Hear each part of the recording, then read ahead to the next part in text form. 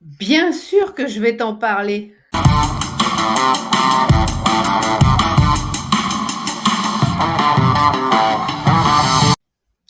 Peut-être que tu ne participeras réellement jamais à cette route du Rhum, mais si tu te destines à devenir indépendante, tu vas devoir prendre un nouveau départ, tout comme, Amélie Grossi, Samantha Davis ou Florence Artaud. Laisse-moi te parler des 3 compétences indispensables dans cette folle aventure transatlantique en solitaire. 1, une bonne préparation. 2, une stratégie pour garder le cap. Et enfin, la résilience. Voyons ça maintenant ensemble.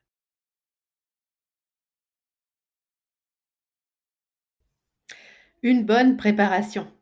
Bah oui, parce que tous ceux qui sont partis mercredi dernier de Saint-Malo, ils n'ont pas décidé la veille de partir. Chaque skipper a préparé soigneusement son départ. Déjà, c'est tous les 4 ans.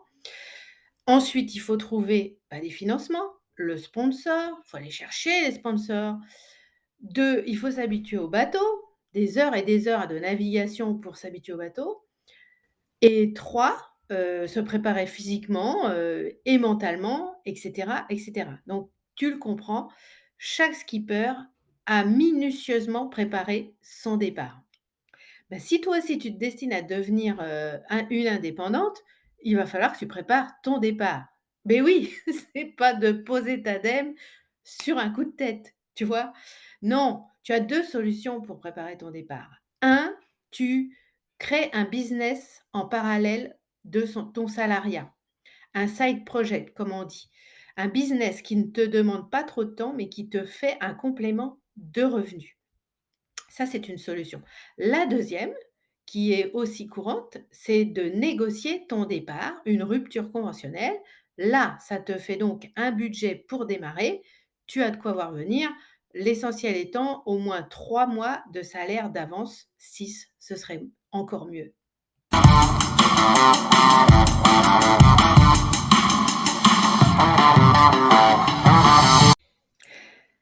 Deuxième compétence à développer, la stratégie pour garder le cap.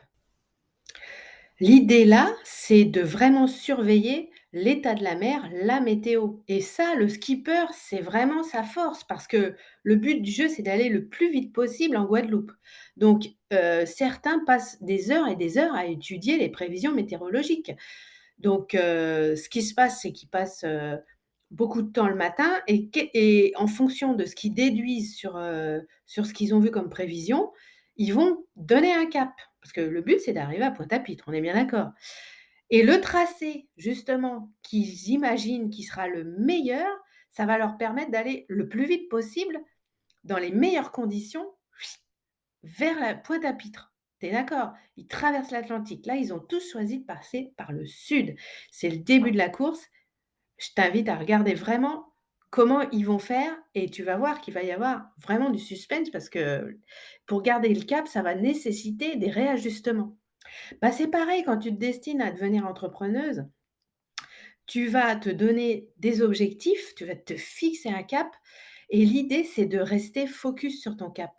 Alors bien sûr, il va y avoir des modifications de tracé trajectoire, tu vas peut-être même te disperser et c'est là qu'il faut que tu te rendes compte que ce que tu as fait là, c'est une dispersion par rapport à ton cap, à ton objectif et l'idée, c'est de réajuster. Réajuster tous les jours, réajuster toutes les semaines, réajuster tous les mois et de faire le bilan trimestriel. C'est ça aussi devenir indépendante. C'est de voir la stratégie qui sera la meilleure, donc en tirer des conclusions et des leçons régulièrement pour voir si tu es vraiment sur ton cap que tu t'es fixé, si c'est cohérent et qu'est-ce que tu fais pour réajuster au fur et à mesure.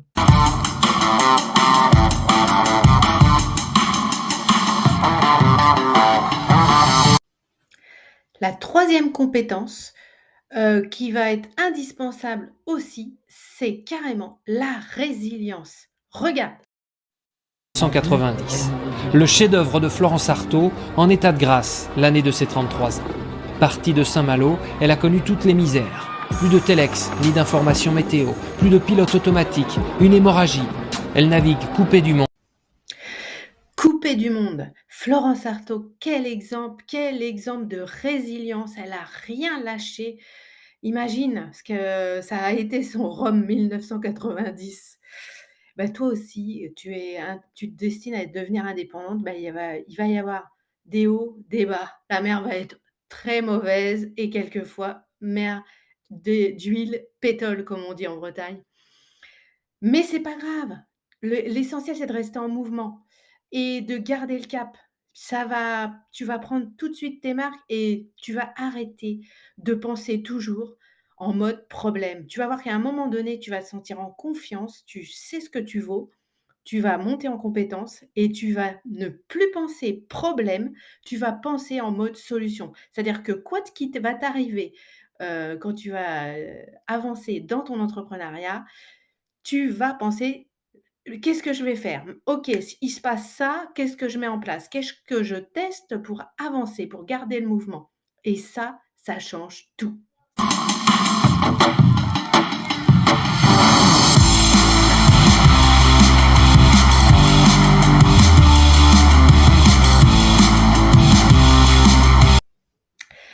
Oui, mais tout ça, cette course-là en solitaire, en fait, elle est rendue possible que par le pouvoir du collectif. Chaque skipper, physiquement, il est bien sûr seul dans son bateau, mais il est pas seul finalement parce qu'il a toute son équipe à terre. Il a le public. Regarde cette liasse sur les falaises à Fréjel. J'ai eu la chance de voir ça moi en 2010. Waouh! Et ça fait chaud au cœur et il voit, il est maintenant avec tous les médias qu'il y a. Mais toi, c'est pareil quand tu vas te lancer à devenir indépendante, n'oublie pas la force du collectif. Suis un mentor, indispensable, un ou 2 mentors. Entoure-toi d'entrepreneurs comme toi qui sont débutants et surtout d'une tribu d'entrepreneurs qui sont, au niveau de ton cap à toi, ton objectif. Va voir, entoure-toi de gens justement qui ont déjà réussi ce que toi tu veux réussir. Alors pense-y parce que l'entrepreneuriat, c'est ta liberté, c'est ta vie de rêve, c'est la voie royale pour arrêter de vendre ton temps contre de l'argent.